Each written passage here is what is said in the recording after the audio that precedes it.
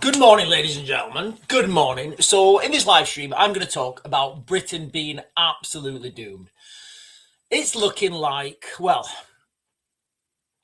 I'm not convinced of the likelihood of this, but it is looking like as we move forward through time, the likelihood of Keir Starmer staying on becomes slimmer and slimmer and slimmer. Now, I want to be clear. I'm not convinced that Keir Starmer will. I'm not convinced that Keir Starmer will step down. However, we've got to talk about the three forerunners. Yes, I'm talking about David Lammy. Yep, David Lammy as potential Prime Minister, Shabina Mahmood as potential Prime Minister, and Angela Rayner. Now, you've got David Lammy, first of all, and what I'm going to do in this live stream, I'm going to try and be as positive as I can. I'm going to try and be as positive as I can about these three suspects. Sorry, I didn't actually mean to say that. Suspects. I'm going to try and actually call them suspects. I'm going to try and be as positive as I can about David Lammy, Shabina Mahmood, and Angela Rayner. But before I start being positive, right? Just remember, all right? David Lammy. I mean, he is the international gaff. He is a gift for comedians. I would say his competence is somewhat lacking to be a world leader, especially in the time of a war. Shabina Mahmood, who said she is a devout Muslim and Islam guides everything that she does. So if Shabina Mahmood becomes Prime Minister, then, we can pretty much just say we are a Muslim country. That's the reality. And Angela Rayner, remember the lady who had to step down for tax fraud or financial fraud or housing fraud or something. So we've either got David Lammy, the vast intellect, Shabina Mahmood, the devout Muslim, or Angela Rayner, the tax evader. So they're the three frontrunners, guys. I'm not making this up. They are the three frontrunners, right? So gather around wherever you are. And I'm going to try and be as popular as I can. Not as popular. I'm going to try and be as positive as I can be, because the whispers have turned into outright shouts. Keir Starmer's days are allegedly numbered. So this is all thanks to the explosive Mandelson scandal. If you guys, unless you've been living under a cave, Keir Starmer appointed Peter Mandelson as our ambassador to the United States, despite the ties to Jeffrey Epstein that blew up last week or whenever it was. He's now been removed. Lord Mandelson's been removed. I'm not sure if he's a lord anymore. His houses have been searched. There are lots of questions about his communications and did he give state secrets to Jeffrey Epstein so Jeffrey Epstein could make a ton of money, and then by giving potential, I don't know, I'm not speculating this, but you would think that there was some sort of backhanders, right? Now Labour MPs are fuming, saying he knew or should have known. Now either way you look at this with Mandelson, right? Either he knew or he didn't. That's the reality. That's the reality. There's no other option. You can't half know. So if he knew about these dodgy connections with Mandelson and still appointed him, lots of questions need to be asked, right? And you would think he would stand down. If he didn't know, then lots of questions need to be asked, because how don't you know this, and how can people pull the wool over your eyes so easily? And he made a speech the other day and he said, oh, Mandelson lied to me. He lied to me. Well, do you know what, Keir? We are heading into a global conflict. We're heading into a global conflict on an industrial scale. People are going to lie to you. As the commander-in-chief, as the colonel in charge, you've got to be able to have that bullshit meter and understand when people are waffling. How is he going to be like in a negotiation? If he has to, God forbid, can you imagine Keir Starmer having to negotiate with Putin? Polls are showing that a third of party members want him out, and even some cabinet whispers suggest a delegation might march and tell him it's over. It's not a done deal yet. Gordon Brown is defending him, blaming systemic failures, but the pressure is mounting, and resignation could come if more ministers jump on ship or those Epstein documents drop more bombshells. So if Starmer steps down, let's face it, the odds are shortening, and I want to be quite clear, guys. Okay, I don't think he's going anywhere anytime soon, but I may be wrong. So who's in the frame to take over? The party's buzzing with names. They're all, but there's three that stand out as forefronters, right? David Lammy, Shabina Mahmood, and Angela Rayner. And I'm going to save the best till last. So each brings something different to the table in this fractured Labour landscape. First up, David Lammy. And I'm going to, guys, listen, I'm going to try and be as positive as I can be, right? So first up, we've got David Lammy. I mean, honestly, I can't even believe I'm saying this. I mean, it's not going to change anything, really. You know, if anybody thinks that Keir Starmer's in charge, he's not. So if anybody thinks David Lammy will be in charge, he won't be. If anybody thinks that Shabina Mahmood will be in charge, she won't be. If anybody thinks that Angela Rayner will be in charge, she won't be. So it's not really going to matter in the grand scheme of things. However, first up, David Lammy, the Foreign Secretary, who's been steering our ship through choppy international waters since the election. At the moment, David Lammy, as I understand it, though, he is Deputy Prime Minister right now, although I'm not sure whether there's going to be a reshuffle. He's got the gravitas from years on the front bench, a sharp mind on global affairs, and he's not afraid to call out those threats like the ones brewing in Russia. Bridging the parties left and right and his Tottenham roots give him an authentic voice for working class voters that Labour have been losing. So that's, you know, that's how I would be positive about David Lammy. I'm not going to be negative, guys. I mean, if I was going to be negative about these three people, the live stream would be like maybe 3 hours. Then we've got Shabina Mahmood. You know, she's a rising star in the Labour Party. She got fantastic hair. First thing, she's got fantastic hair. She's from Birmingham. She's tackled the prison crisis head on. She's pushed for legal reforms. And as a devout Muslim, she represents diversity. Speculation is rife that she's emerging as the top contender. Cool under pressure, eloquent in speech, with cross-party respect. Allegedly. And then there's Angela Rayner, my favorite, guys. I honestly, if it would be a gift to me if Angela, I'd probably get arrested. It would be a gift to me if Angela Rayner was the next Prime Minister. It would. Then we've got Angela Rayner, the fiery northerner who's been positioning herself as the natural successor.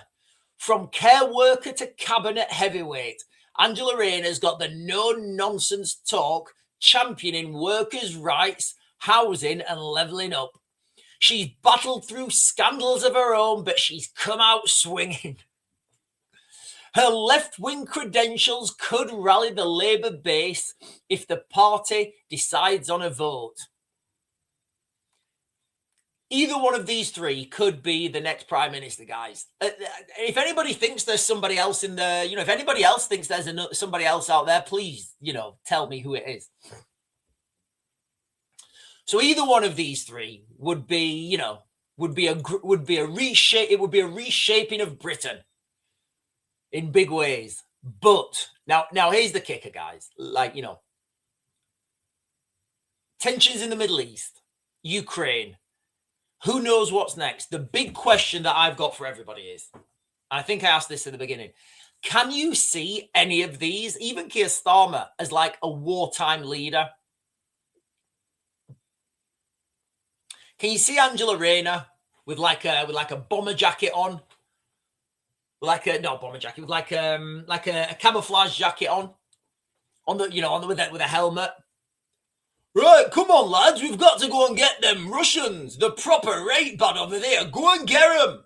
Yeah, we're good, Angela. I'm good with that. I'm going to leave them over there. So when people are wanting Keir Starmer, it doesn't really matter. But when people are wanting Keir Starmer to leave, just remember, David Lammy, Shabina Mahmood, and Angela Rayner are the forerunners. They are the forerunners. Right, listen, guys, I'm going to jump onto the chat. Good morning, everybody. Darren is saying, you couldn't make this up. I'd rather have Basil Brush. This is where we are. This is literally where we are right now, guys. Okay, looks like and I heard a rumor as well. I meant to mention this yesterday. I heard a rumor yesterday. Well, I didn't hear it. I read it on X that the Sun newspaper has got evidence of a conversation or something between Keir Starmer and one of the gentlemen that burnt out his car.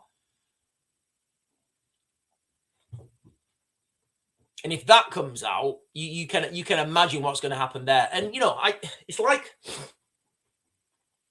we're all wanting a change. We're all wanting this change, right? But the problem is we're just changing the wheels. We're just changing the wheels on a broken car. The car's still broken. But I agree, Darren. I would rather have a chimpanzee sat there with a little suit on, little chimpanzee with a little suit on, right? And what happens is, right? This is how I would. This would make the country run better, because right now it can't be run any worse, right? So this would make the country run better. If you had a chimpanzee, right, on the lectern in Parliament, and every time a political decision needed to be made, the advisors behind the scenes they gave the chimpanzee 3 envelopes. No, 3 bananas, right? 3 bananas, A, B, and C. And each time the chimpanzee chose a banana, that would relate to a policy or a document, right? Because just through the sheer chance, the chimpanzee would choose the right banana. Ben Habib, Advance UK, folks. Ben 410. It's the whole system, guys. It's the whole system that's broken. David King is saying Starmer got rent boy issues to worry about. And Cherry is saying F this year, then eat it so you could F another year again and never be caught. I don't know what that means, Cherry. I have no idea what that means, but yeah, I have no idea what that means. Right, I've just realized my light's not on. Give me a second.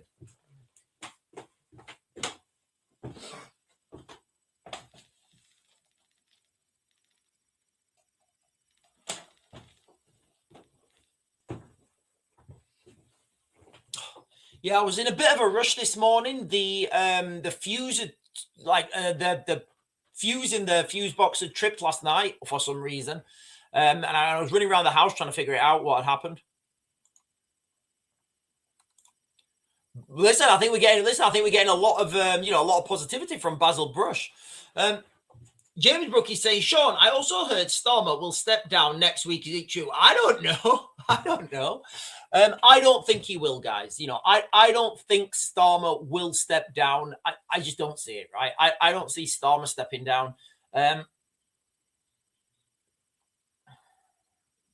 If he does, they're the 3 forerunners. LAMMY, Mahmood, or Rayner. I'm hoping for Angela Rayner. I am, because she is an absolute gift. She's an absolute gift.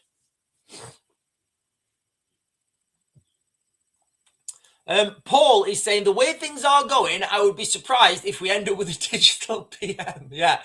It might be better if we have maybe that's what people want, an artificial intelligence PM, for crying out loud.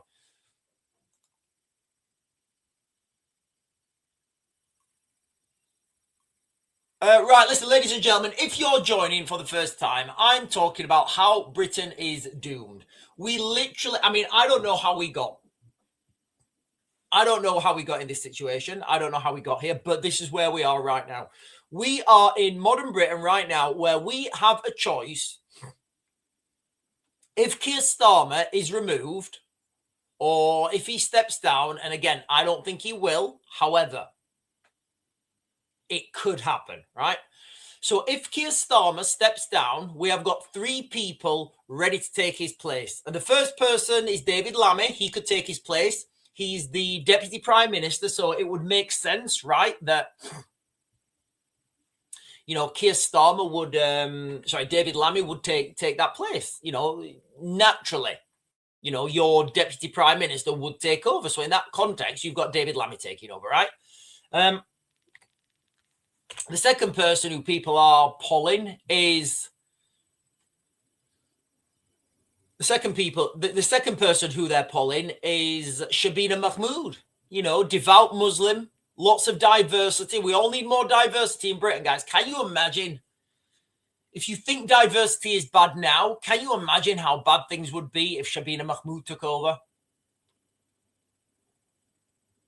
I mean, the direction of travel would still be the same, but the articulation would be different, right? So we would still be heading towards a global conflict on an industrial scale. There would still be this ironclad, steadfast support for Ukraine. But the punctuations would now be, oh, well, I'm the Prime Minister now. I'm going to solve illegal migration by just making it all legal. That's what they did in Spain, right? I think they gave 500,000. They just let 500,000 migrants.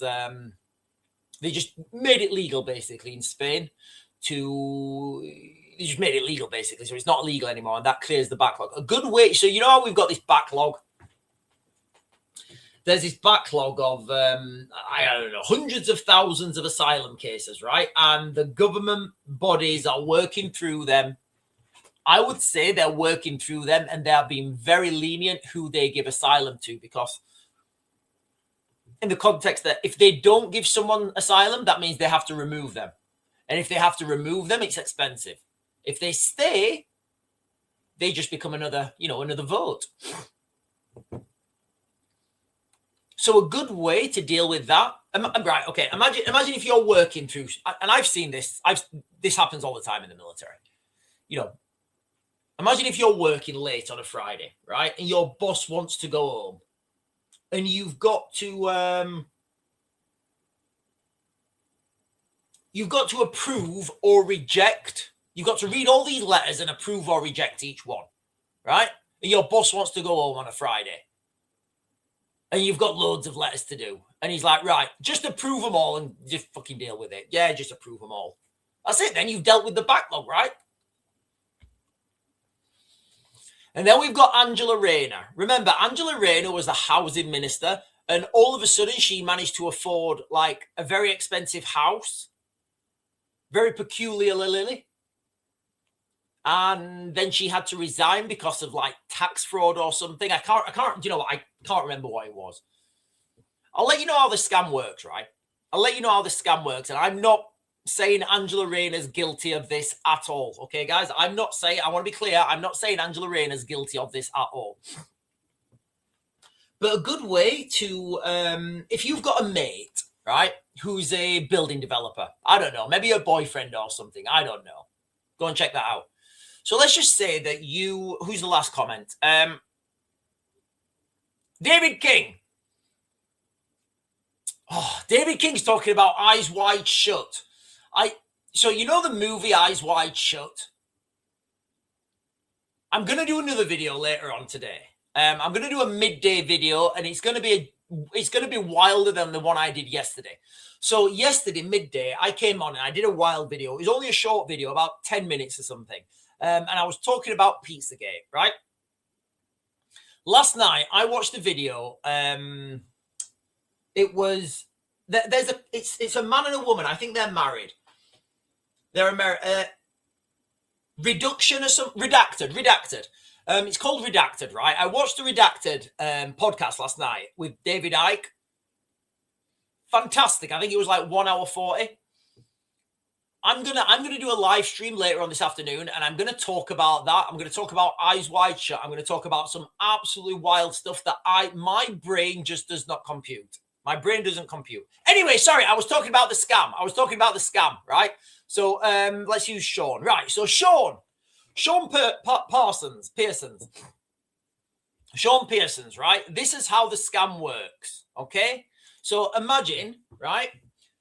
Imagine that I'm the housing minister, right? I'm the new housing minister, and I've got a friend who wants to buy a load of council land and build on it, right, for cheap.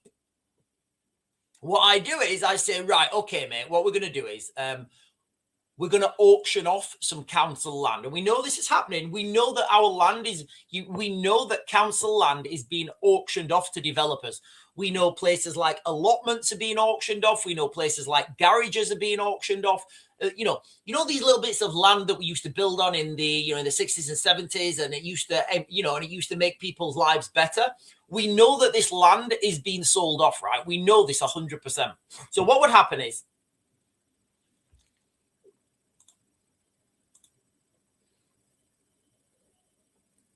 yeah, so let's say it's Greenbelt, right? Let's just say Sean, let's just say you are the housing minister, right?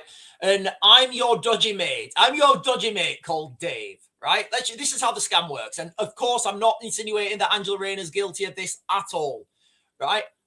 I'm the dodgy builder, Dave, and you're the housing minister. You say to me, you say, Dave, I'm the dodgy builder, dodgy developer, dodgy Dave the developer. I'm dodgy Dave the developer, right?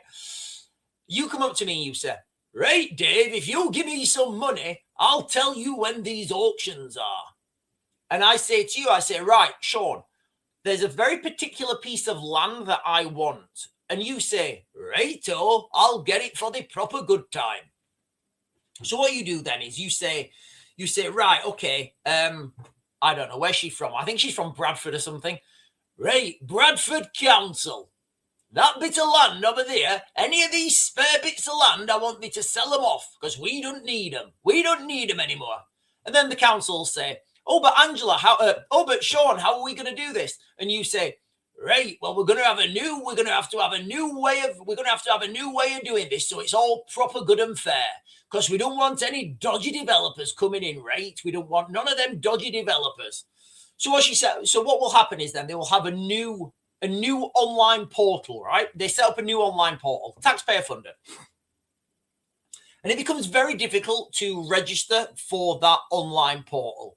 You will have to have very particular things that only I have. So for example, I will have to register for this portal. If I'm a small company, Sean will say, right, what you need to do is we only want small companies to bid on this because we don't want it going to big companies. So unless you can only come to the auction if you've got less than 6 staff or less than whatever I've got, whatever staff I've got, that's the number, right? And we'll only do it as well if you've got a local office. Yep, got a local office. So these strange ticks in the boxes. Likewise, you can go the other way. You can say, right, we don't want no small developers coming here. We want this done proper and we want it done right with big companies, proper companies who we know can get the job done. So either way, you can get that, right? So you make it very difficult for anyone else to even register for this portal. And those registrations that come through, guess what?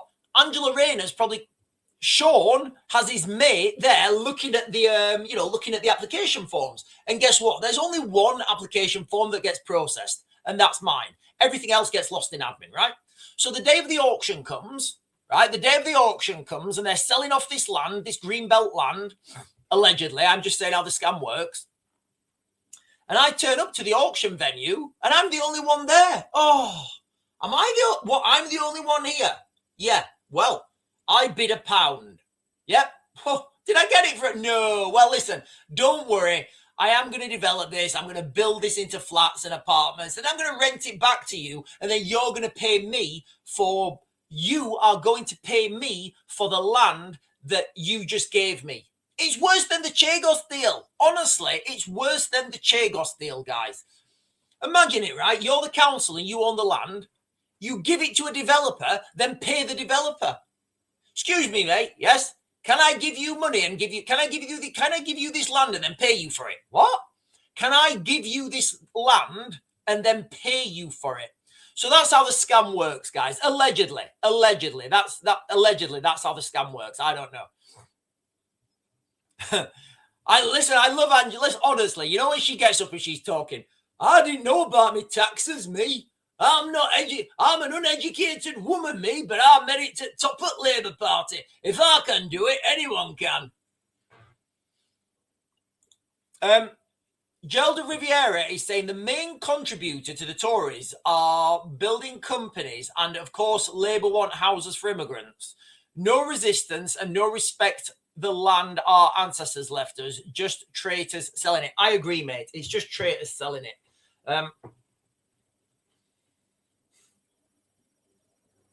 Like, I don't know how the council can sell land, right? It's not theirs. It's literally not theirs. It's I don't know. It's so weird, wild, you know. We've got this, you know, beautiful countryside. A lot of it's getting solar panels and wind turbines. What are they called? Wind turbines? Yeah, wind turbines.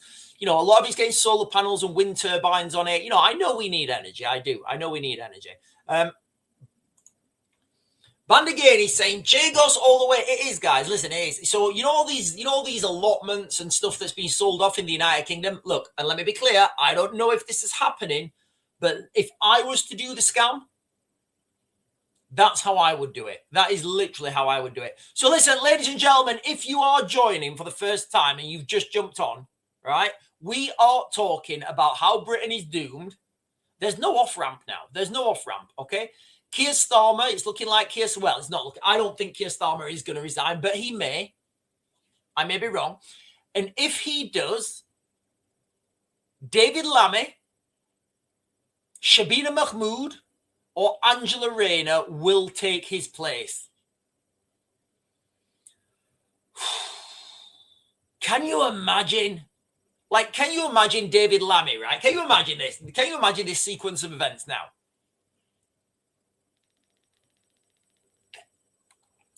Can you imagine this sequence of events? Keir Starmer steps down. Or removed or whatever. David Lammy takes over as Prime Minister of the United Kingdom.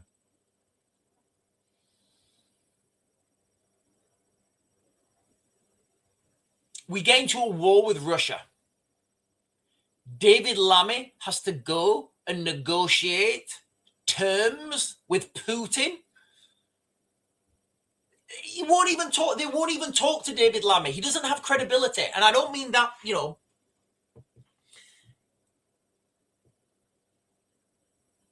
when you go and talk to these like warlords and these, you know, these people who've only ever known military, you know, they only ever know military. When David Lammy walks into that room to negotiate with Putin, it's going to be embarrassing. It's going to be really embarrassing. We might as well just all start speaking Russian. Literally, like if David Lammy...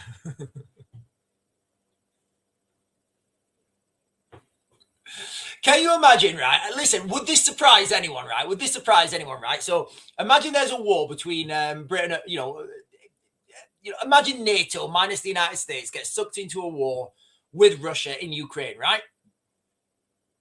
And David Lammy goes for a negotiation, And David Lammy comes out of the negotiation, like, and the war's still isolated in Ukraine, right?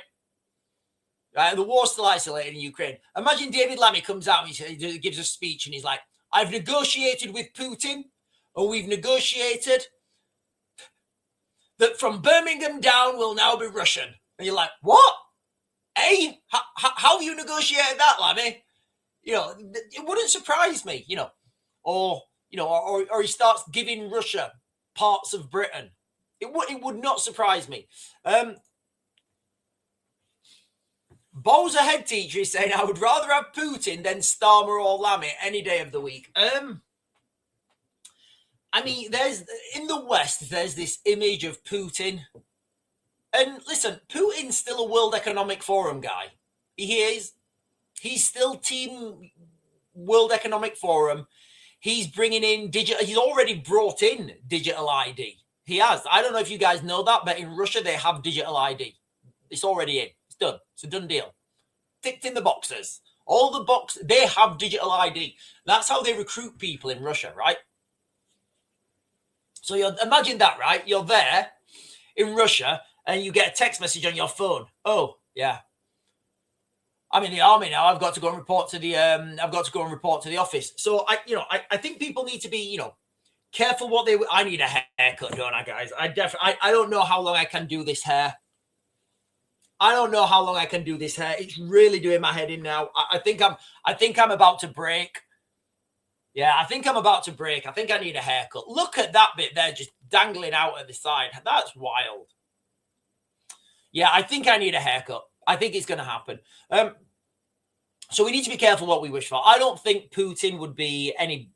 I don't think Putin would be an improvement. Was Putin's speech about Vampire Ball being over referring to Epstein files? I don't know what that means, David. David King is saying.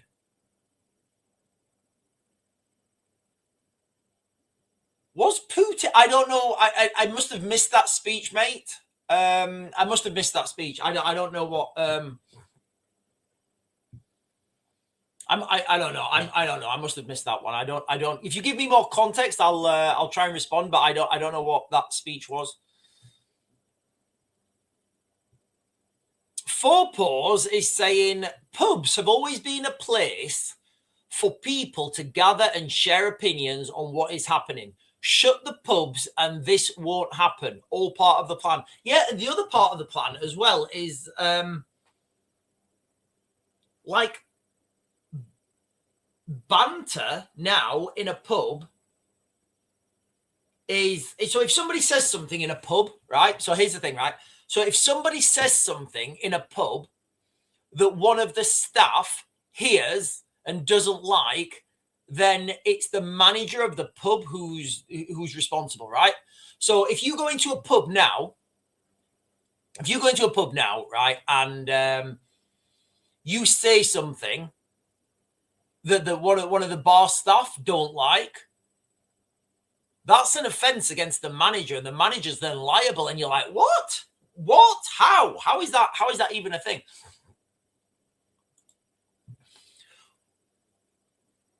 Wouldn't surprise me if he pulled Jimmy Savile out of the closet. What?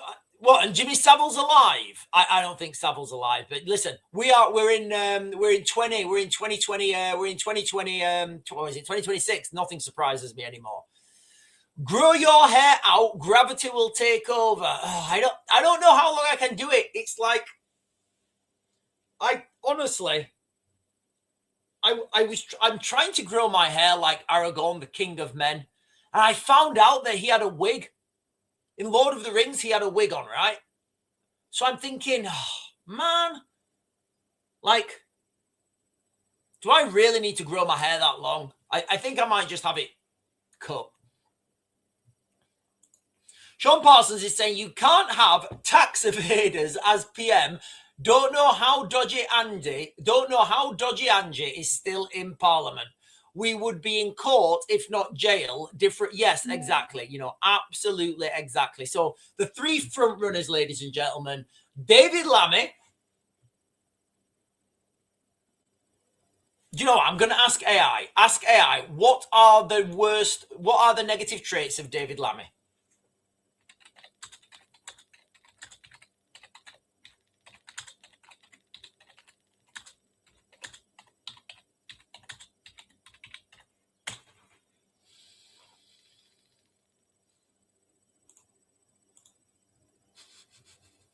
Right, okay. So, right, listen. Jesus. So I know I said I was going to be... Right, okay. So the beginning of this live stream, I tried to be as positive as I could be. Okay, so I've just asked AI. I spelled traits wrong. What are the negative traits of David Lammy? Right? And this is what it's given me. These are the primary criticisms of David Lammy and negative traits associated. Aggressive communication style and diversiveness. Critics have described Lammy as a polarizing figure who often engages in culture war politics. He has been accused of inflammatory language, comparing Brexit supporters to, the Germans, the bad Germans, which opponents argue is diversive and disrespectful to 52% of the electorate, which is fair. So that's one. So this could be the next prime minister, right?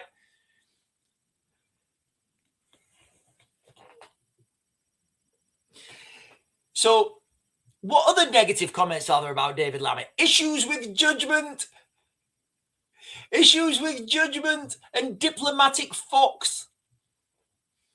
He has faced criticism for his past harsh rhetoric regarding international figures, most notably calling Donald Trump a neo-something sympathizing sociopath,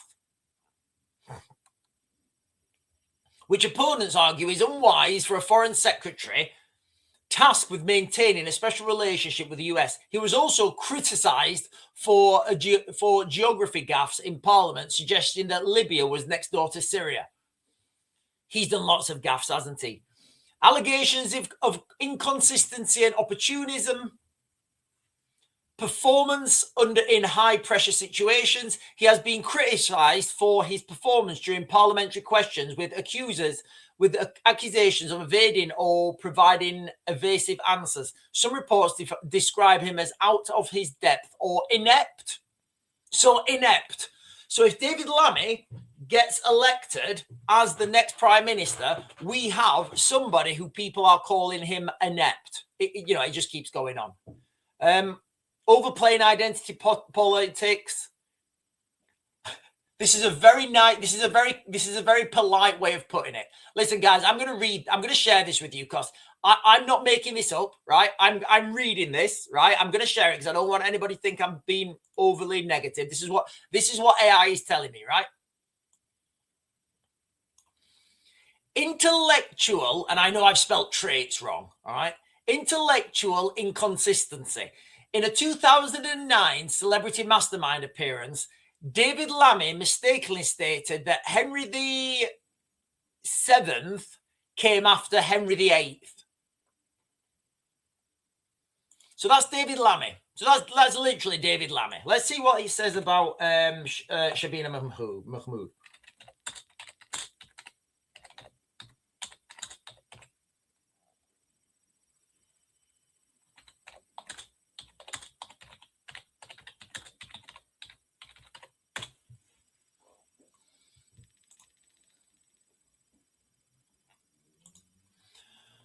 Right. So exact same question, but I put right. Jesus, this is worse. Draconian and hypocritical immigration policies. Authoritarian approach to policing. Controversial past activism. Two-tier justice allegations. Social conservative views. Defensive and aggressive communications. I'm not going to read them all. I'm just going to do, I'll do Angela Rayner now because it'll take forever to do them all.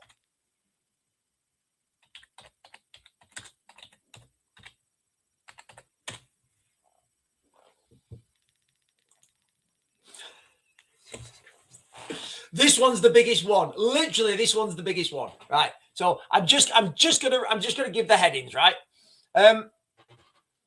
So these are the negative traits of Angela Rayner. Breach of ministerial code following an investigation by the Prime Minister. Underpaid tax. She admitted not paying enough tax. Complex property arrangements. I don't know. I'm going to read this because I don't understand it. Questions were raised about her declaring. Yeah, right. Okay. So she's declared. I don't know how it works, but she's like declared different houses, or I don't know how it's worked. But she's got a complicated property arrangement. I think she's doing it to save herself a few quid, which is fine. I think anyway. But you can't. What the thing is there, you can't be in a position, right, where you're telling people not to do something when you're doing that yourself, right? Hypocrisy accusations. Critics, include opposition, labelled her an hypocrite for advocating for stricter tax rules on others while avoiding tax herself. Aggressive language. Wow. Combative political style. Aggressive language, Mouthy persona. That's literally what it's saying here. Mouthy persona, admitted errors.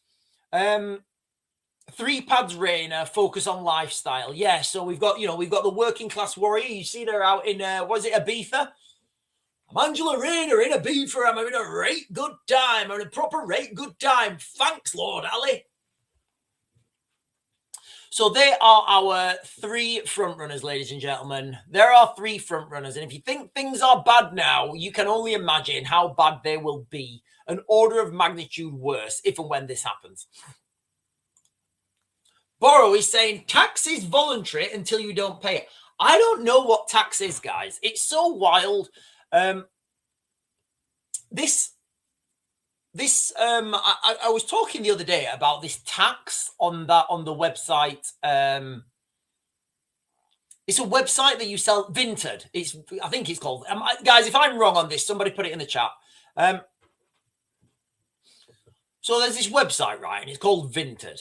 And on Vinted, you sell your old clothes, right? So, you sell your old clothes, like, I don't know, you've got an old jacket or whatever, and instead of throwing it away, you put it on Vinted, and, I didn't know about this until a couple of weeks ago. Now, if you earn money on Vinted, you have to pay tax on it. What? You have to pay tax. So if you're earning, right, so you buy a jacket, all right? You buy a jacket from, I don't know, Primark or whatever, right? You've already paid tax on that jacket, right? 20% of that jacket is, or whatever it is, that is VAT, right? You're already paying tax on that, right? So you've already paid tax. So you go to sell that jacket secondhand. Guess what? You have to pay tax again. So, like, what even is that? Like, do you know what I would do for all those people on Vinted? Do you know what I would do for all those people? They won't do this because it could be an absolute faff. What I would do is I'd say, right, I bought this jacket for 200 quid. I sold it for 20 quid. That's a loss of 180 quid. So I minus 180 quid in my tax returns. That's what I would do. Because you are, aren't you? You're down money. You're not making a profit. You're literally down money. You're selling things at a loss. It's ridiculous. Absolutely ridiculous. I mean, what's next? Like, do we have to pay? Like, if you sell your car, if you put your car on Auto Trader or eBay and you sell your, and you sell your car, do you get taxed on that again? You can see where we're going, can't you? You can see where we're going. Gone Commando is saying, same as it. Oh, inheritance tax, guys. It's just ridiculous. It's not even inherit. It's like it's death tax, right? You die. How dare you die? Right, I'm going to tax you for that. What? Yeah, my mum just died and I've got taxed. Just say that out loud. Your mum or your nan, or someone in your family dies.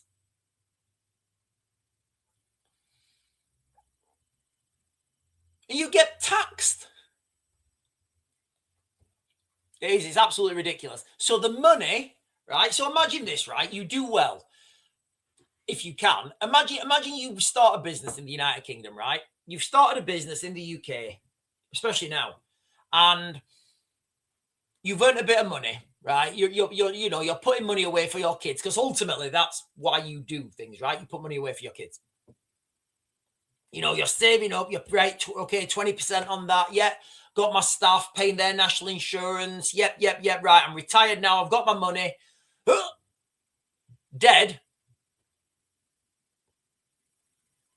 Oh yeah, that money now you need to give some of that money to the government. Why? Literally, why? That's literally my kids' money. Oh, hang on. Gerald de Riviera is saying paying tax is fair to a point. Yes. Do you know what? Yes, I agree. I do agree. There needs to be some sort of tax system. And equally, I think you should be able to opt out. I do. I think you should be able to opt out. Like if you, I don't know, if you want to go and live in like Cleethorpes or whatever and just not pay tax, or somewhere, if you want to go live there and just not pay tax, I think that should be an option as well. But yes, tax is fair. You know, we do need some sort of medical service, right? And that would be, you know, normally through tax, through insurance, through privatization, whatever. You've got to pay for it, right? Nobody's under any illusion that things should be free. Unless you're coming here on a boat, you know, and nobody else is under the illusion that things are going to be free, right? So yes, you know, you expect a police force to keep you safe, right? You expect, you know, you expect roads to be kept, you know, in serviceable order. You expect, you know, you expect if you become unemployed, or, you know, that somebody would look after you, the strong people would look after you. The problem is, you know, we're just getting literally taxed into the ground. So paying tax is fair, yes, to a point, yes. The government needs to build infrastructure. As for sending our money to other countries and stealing our families, yeah, exactly. You know, I was talking about this last night. I don't know if you guys were on last night, but I was saying, as of, I think it was like, I don't know, like June 2024 or something.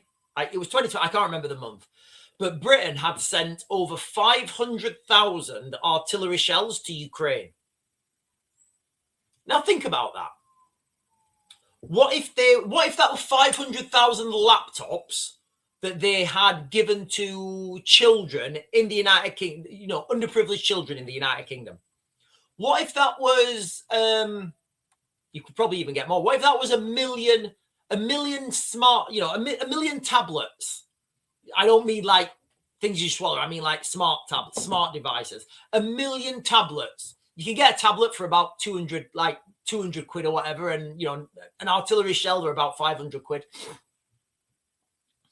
So, like, what if that was 1 million tablets? Rather than producing those bombs, sending them overseas, so we get nothing in this country? What do you think 1 million tablets would have done? 1 million Christmas presents for under, you know,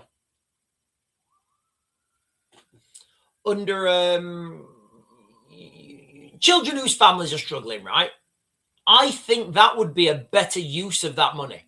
I do. I think that would have been a better use of that money. Absolutely. The stuff that and again, I'm ex-military. I understand that we need a strong military. I also understand that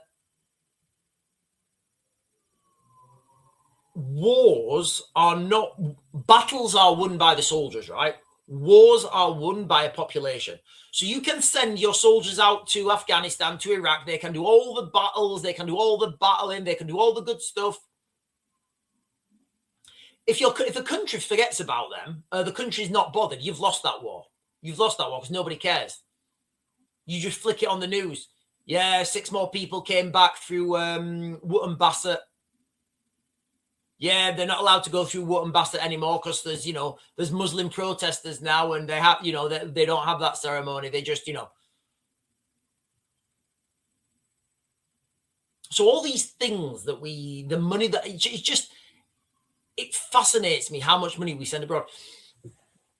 It's in the news again. Let me get this up actually, because I've got this as I sent this myself. Give me a second. There we are. Right, I've not read this yet, so give me a second.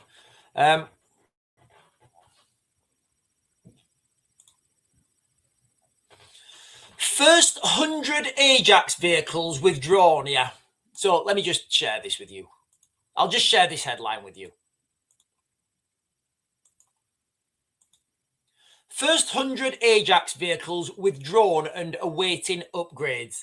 Now, for those of you guys who don't know, this vehicle here, this vehicle cost £5.6 billion. I think it may even be more. I think it's 5.6, might be 5.5 or 5.6 billion pounds. Turns out that's a waste of money because they're not fit for service. Turns out that was 5.6 billion wasted. 5.6 billion gone. Now, if you think about that amount of money, right? That amount of money, these vehicles were for the army, right?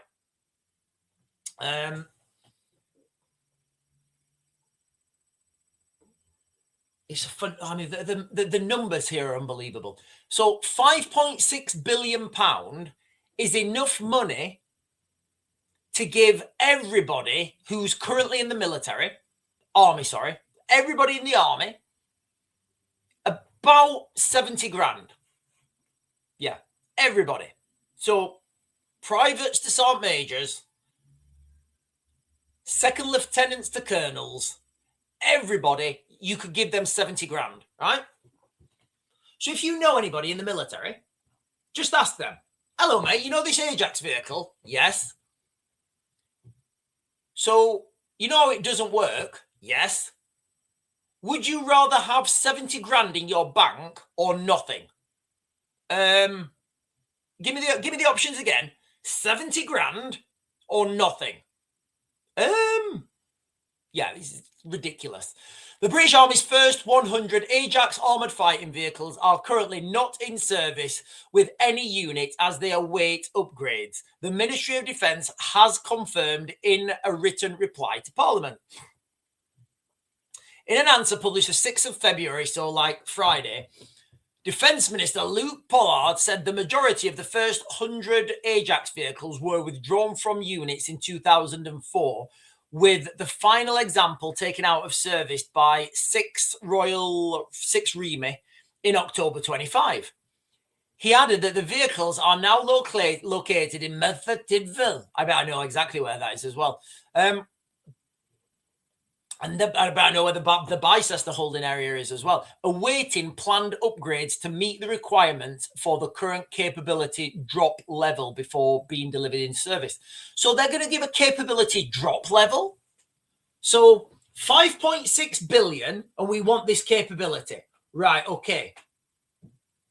Right, the vehicles are too bad. Right, here's some more money and make them shitter. That's what's happening.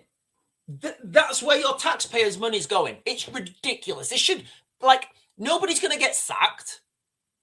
Nobody's going to get sacked over this. Nobody's going to get, sent to prison. It's ridiculous. Honestly, I've been following this for a long time because the first guys that trialed these vehicles, the vehicles were so loud inside. They got, honestly, this is how bad these vehicles were. The first people that trialed the vehicles, they had damaged eardrums and they got kicked out of the army, basically. Can you imagine that? Can you imagine you join the army? You join the army to do, for king and country, for freedom and democracy. Oh, Sean, can you trial this vehicle? Jesus Christ, that's loud. Oh, I can't hear anything. Yeah. Oh, yeah, your hearing's gone. Get out. What?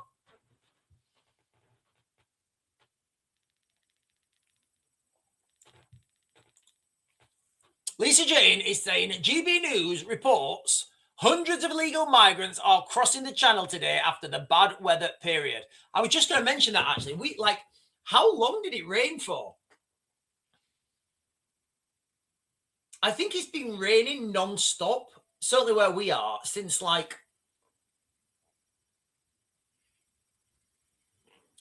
Wednesday, and we've only got a little break now. Yeah, it's just, is anybody, look guys, in the chat, everybody in the chat, can you answer me this question? Does anybody think that the boats are going to be stopped? Simple question, you get two answers. You either do or you do not. If you do think the boats are going to be stopped, just tell me how. Because I don't see any scenario where we stop the boats. I mean, it's so simple. Give me a second, guys.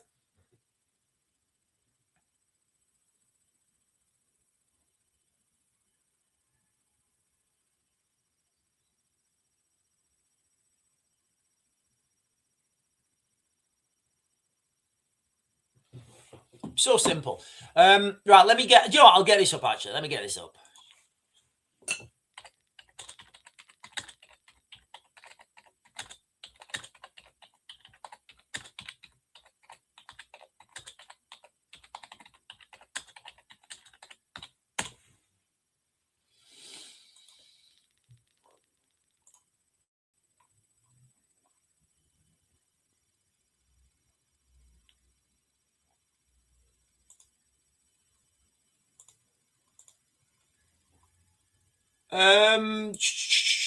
I can't see that. I can't see that. I can't see that. I can't see where that is, Lisa. No idea where that is. I can't see that on GB News. Can you check the date? Make sure that's the right date.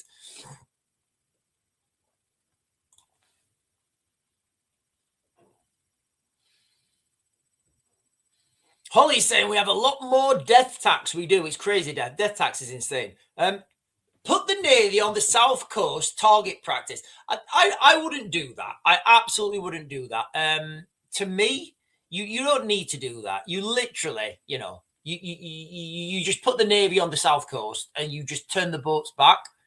You go out, you know, Royal Marines on ribs, and you just tow them back to France. Very simple to do it. Really simple. You go out in your little boat, you know, your expensive boat, probably made of steel, you know, you go, you throw a line over or whatever onto the other boat and you tow it. You just tow it back to France. Literally, you don't even need to touch these people. I understand that there would be an issue because you'd have like maybe 12 Marines and then they would just get swamped. So you go out, you throw a line or a chain or a hook or something to the dinghy, or you take out the motor and you just tow them back. Really simple. Really simple. Really, really simple. And you know what happens when you do that once? They stop. Literally, they stop. You put a warship one times what? You know what? To make a statement initially, I would put everything there because this is like the main maritime. This is the main event, right? 2 aircraft carriers, all the frigates. You just make a wall, right? You make a wall. When the rubber dinghies would probably not come out. They would probably not come, and you just station them there. You literally build a floating harbour and you station them there. Done, diddly done. Rubber dinghy comes out. Right, lads, go out there, intercept them, take out their engine and tow them back. Simple. Simple. Really fucking simple. It's not even like militarily, it's not even remotely difficult. It's not even like anybody would have to think. Sean Parsons is saying, Advance UK, mass deportations, folks. Get them out. There's going to be no such thing as mass deportations, guys. We need to stop. You know, people need to, like, be realistic. It's not going to happen. It's not going to happen.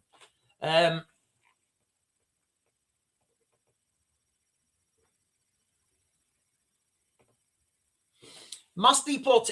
How is that like? Where? How is that going to happen? Like, how would mass deportations happen? I mean, they've not even managed to do it in America, right? The Americans have toned it down with their ICE. So, you know, how are we going to do that in the United Kingdom? Like, who's going to do that? Are the police going to do it? Are the military going to do it? Is there going to be a new, like, how are you going to do mass deportations in the UK? Where are you going to send people to them? You know, it's just not going to happen. Kev Mills is saying it will be bloodshed. I think so as well. Listen, for those of you guys that were on yesterday, I'm going to start doing like, I don't want to call them prepping videos, but like operational. I feel better with operational planning, right? If I say to you guys, I'm going to do a prepping video, I feel like I'm out of my depth, right? If I say to you guys, I'm going to do an operational planning video, I'm absolutely all over that. So let's say that the operation is Uncivil War UK, and we are going to go through some operational planning on how to get yourselves ready and how to make a plan. So I don't know when I'm going to do the first one. It may be today, it may be later. I don't know. Warmelon is saying Sean is right. We need to forget this idea of mass deportations and instead embrace the more realistic prospect of total remigration. I don't think that's going to happen, guys. I don't think it's going to happen with the thing. Paul J is saying, I fished the channel last year. The French Navy are escorting the something. Then the border force returned the boats and life jackets back to France. Seen it with my own eyes. It's happening. Yeah. So, like, if people think that this migrant crisis into the United Kingdom is going to stop, well, the government are involved. So how are you going to get that to happen? You know, how are you going to get that to happen? I just don't see it. I don't see it happening. Jamie Chipping with an absolutely fantastic thumbnail. What is that? Is that like a Ford? Is that like a Ford F-150 lowered? Is that a Ford F-150 lowered? Jamie Chippett, that is a lovely vehicle. Is that a Ford F-150 lowered? Prophecy to your government leaders and the people in high places and the people of influence. Great Britain inherit covenant birthright. Promises in Jacob Israel. Joseph Ephraim, a Commonwealth Company of Nations. I don't know what that means, mate. Can you give me more context? I have no idea what that means. Prophecy to your government leaders.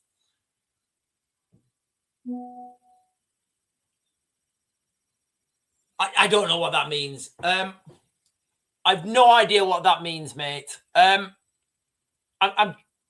Israel. Are we saying that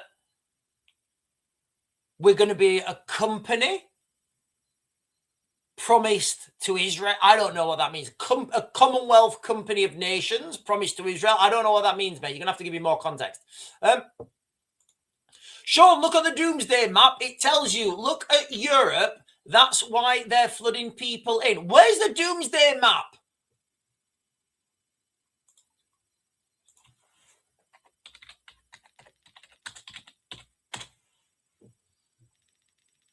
Where do I find the doomsday map, guys? I've just searched for it. Tell me where I can find the doomsday map. I feel like I should know what the doomsday map is. Where can I find the doomsday map? I don't know where it is. Templar Matt is saying, please don't just tell us to run away to Antarctica. We need to know how to fortify a house and home. No, do you know what? I am. I'm going to do some operational planning. I am. We're going to do some operational planning. And the first thing we're going to look at is triggers. I don't mean those triggers. I mean, what things that could happen to make you do something, i.e. a trigger. So for me, back in the COVID times, you know the crazy COVID times when it was, are we going to have lockdown? Are we not going to have lockdown? I'd already had everything sorted well before that because I put triggers in place. So we're going to talk about triggers. Jamie Chippett is saying the story of Joseph, Jacob Israel's favorite son, is being played out today in European Jacob nations. So is a Jacob nation like a Christian nation? Is that what we're talking about? Globally and written, declared in the heavens and constellations. So is that what we're talking about? Are we saying that Jacob represents Christians? I'm trying to figure out what this means. Right, I've literally just looked for this. I've just literally just done Doomsday Map. I'll do 1979.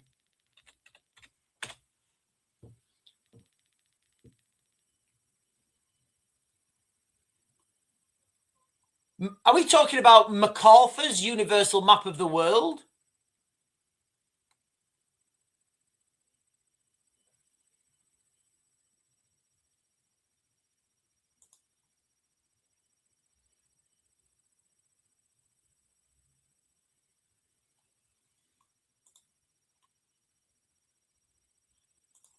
So are we talking about this as the doomsday map where everything's upside down?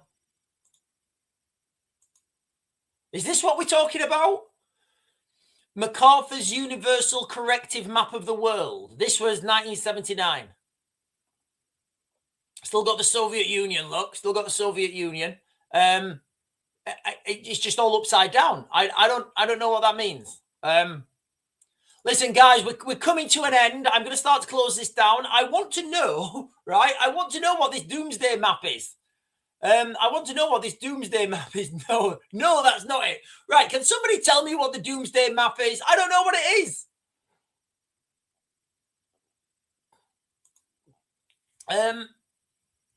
Jacob Israel just...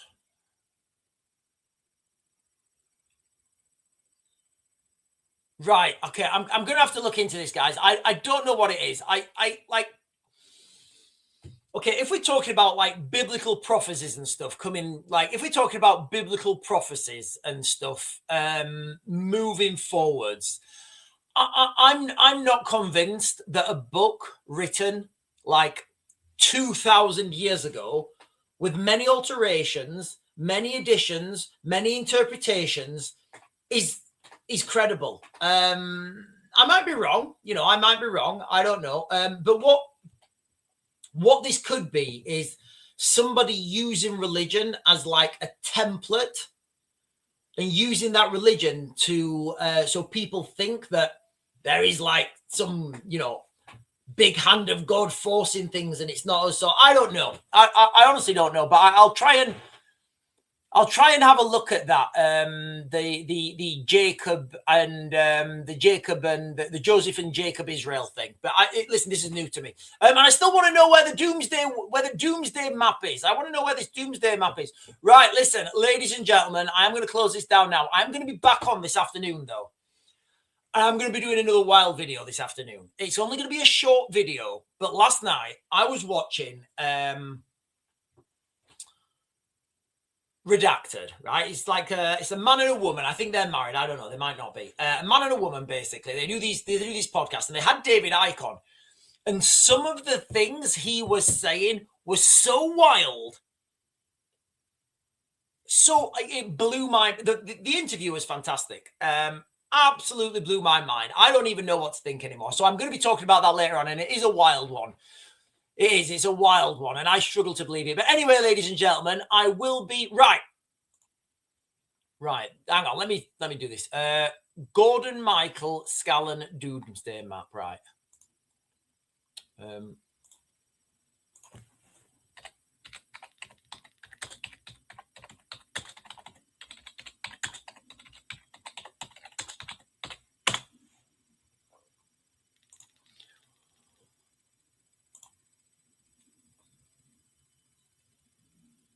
Right, are we talking about... Right, okay, right, so I am going to go now, but just before I go, is this the one we're talking about? And I will look at this. Is this the one we're talking about? Is this the map we're talking about, guys?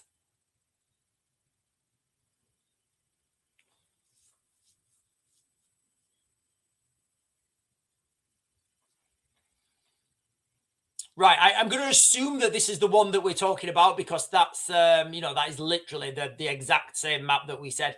Anyway, ladies and gentlemen, I am going to close this down now. You guys have been fantastic. I will be back on this afternoon at some point, and I will be back on at our normal time of 8 o'clock in the evening. And I bid you all good morning. I hope you have a great Sunday dinner.